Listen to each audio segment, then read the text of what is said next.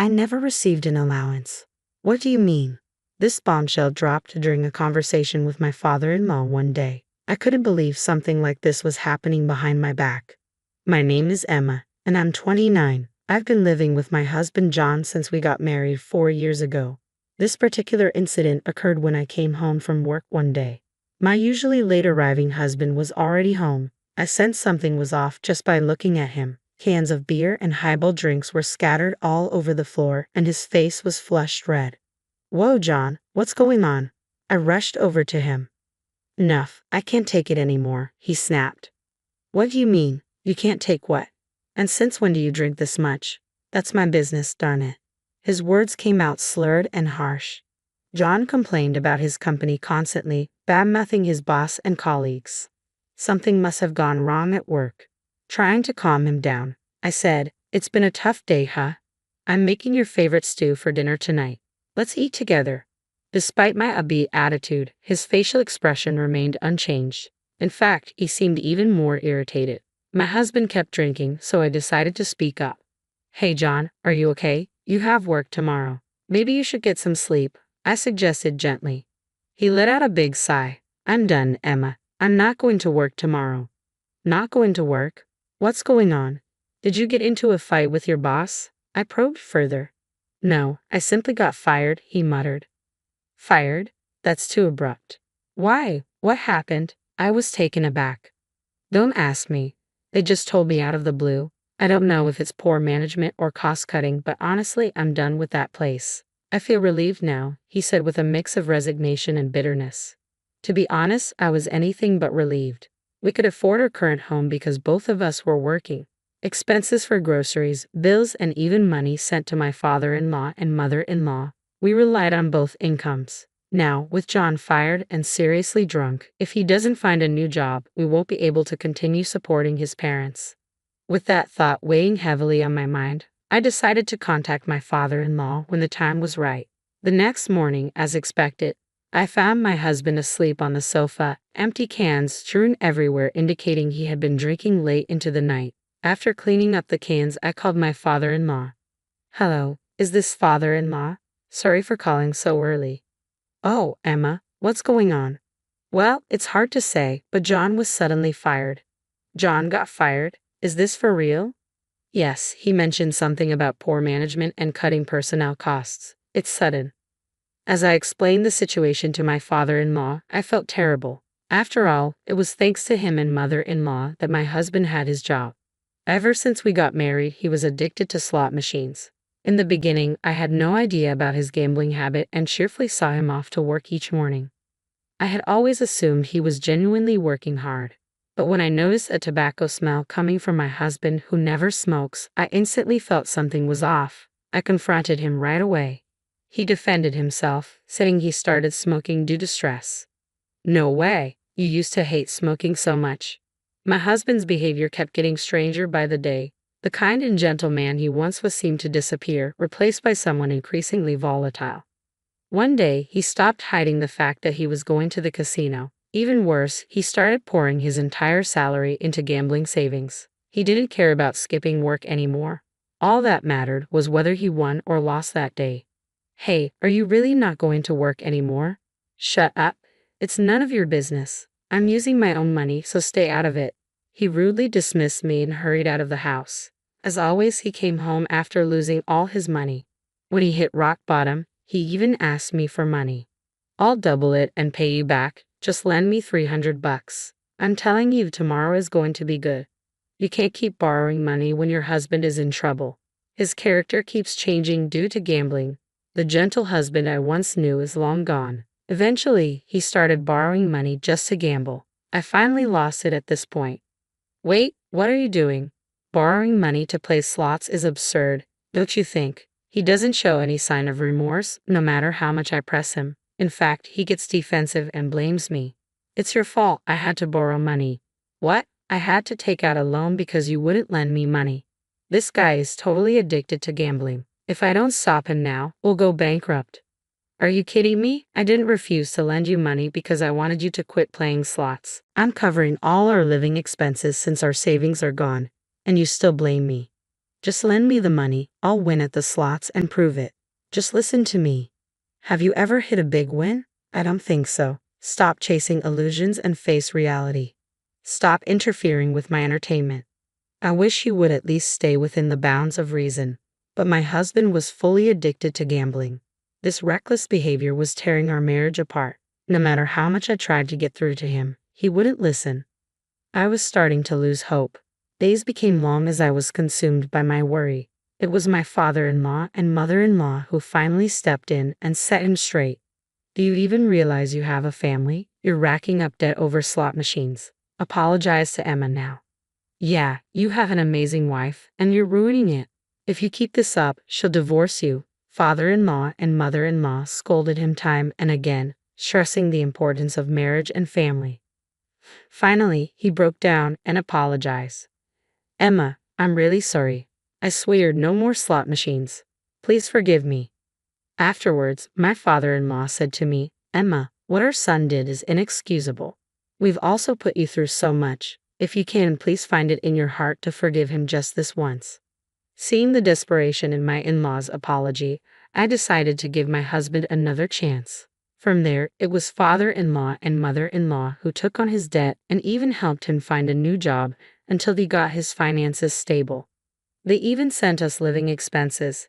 It was thanks to father-in-law and mother-in-law that we could continue living as we had been. I was grateful from the bottom of my heart and sent them $500 every month to repay the favor. But now, if my husband loses his job, we won't be able to send them anything. I apologized to father-in-law over the phone. Father-in-law, I'm really sorry. I can't believe this is happening while I'm still here. Don't worry about it. It's the company's decision, right? You're not at fault. Father-in-law's kind words touched me deeply. However, I still had to break more difficult news. So, I'm really sorry, but I don't think we can continue sending money to you and mother-in-law anymore. Then father-in-law said in a puzzled tone, a remittance? I never received anything like that, you know. My mind went blank at father-in-law's response. You mean you didn't get the money I've been sending every month? The $500 we've been doing it consistently, haven't we? What are you talking about? I just checked with my wife, and she doesn't know anything about it either. That couldn't be right. I had been scrimping and saving. Last month, I put $500 in an envelope and gave it to my husband. The idea that it never reached father-in-law and mother-in-law. Emma, what's going on here? I don't know myself, but it's true that I've been giving my husband spending money every month to pass on to you. Father-in-law spoke up again after hearing my desperate plea. Emma, can I come over tonight? Let's keep this between us for now, okay? All right, I had definitely been giving my husband the $500. If it hadn't reached father-in-law and mother-in-law, there's only one explanation, my husband. I can't believe this. He must have been using the money for himself. Unforgivable. I'll make him confess everything, and he will face the consequences. An hour later, father-in-law and mother-in-law showed up at our house. When they walked into the living room, my husband looked surprised. Dad, Mom, what are you doing here? He was clearly rattled, and it was obvious he was hiding something. John, is there something you'd like to tell us? Father-in-law indirectly confronted him, but my husband pretended not to know. What are you talking about? Emma must be as confused as I am. Could you just leave? I couldn't take it anymore and yelled at my husband. Stop using me. Just tell the truth now. My husband looked at me with wide eyes. What are you talking about? Don't play dumb. What happened to the money I've been giving you to pass on to your father and mother? I've been giving it to you every month for the past 2 years. Where did it all go? It's not what you think, Emma. There's a reason for this. A reason? To tell. Where did that money vanish to? Explain it in a way we'll understand. Go on. My husband's face turned increasingly pale, his earlier bravado gone. He couldn't say anything. Finally, realizing he couldn't lie his way out, my husband opened his mouth. I'm sorry. Actually, I've been using it on slot machines. What? Slot machines? You've got to be joking. It was the last thing I wanted to hear. Even after everything that happened in the past, he was gambling again. I can't believe this. You promised you'd never touch slots again. We decided to send money to your parents as a way to make amends for all the trouble you've caused them. What are you thinking? Tears spilled down my cheeks as I yelled at him. Was I the only one who thought we'd finally be able to give back to his parents? My vision blurred from the tears. His mother gently patted my back. Just to confirm, is it true that you got laid off due to company reasons? She'd asked. At his father's question, my husband visibly flinched. Yes, it's true, he admitted. John, if there's a time to correct the record, it's now. If we find out you're lying. His father's voice trailed off. Before his father could finish, my husband hurriedly apologized. I'm sorry. The truth is, I was fired due to my poor work performance. It wasn't due to company downsizing or cost cutting. I was speechless at my husband's words, completely dumbfounded. His father-in-law quickly pressed on. What do you mean by poor work attitude? What the heck have you been doing? Actually, they found out I've been skipping work to go to the casino, my husband confessed. This is hopeless, I thought.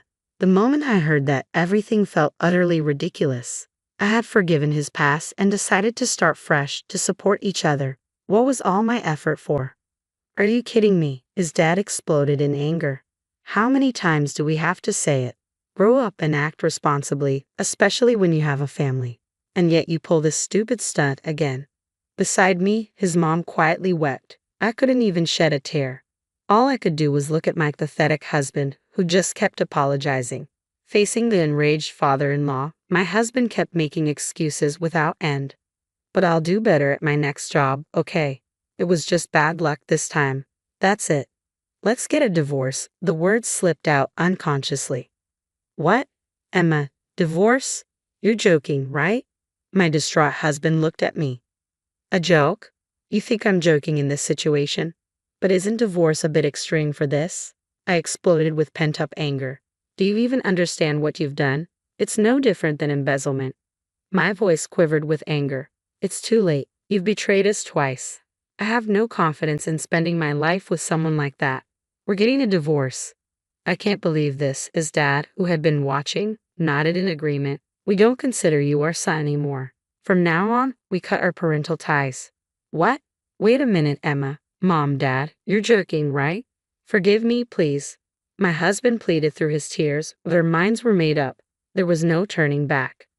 I had him fill out the divorce papers right there in front of his parents. Thank you for everything. Goodbye. With my packed bags and the divorce papers in hand, I left the apartment. Emma, wait. Let's talk this over one more time. I won't do it again. I promise.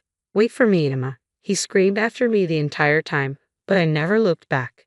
It seemed his parents had the same resolve. They moved far away right after this incident, making sure he couldn't rely on them anymore.